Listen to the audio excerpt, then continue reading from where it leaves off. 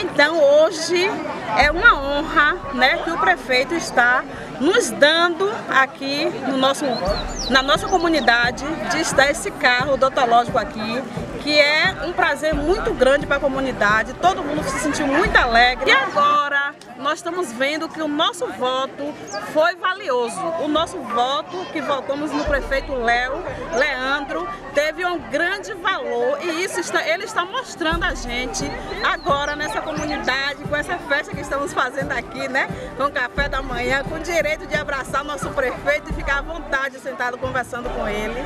Isso é muito importante.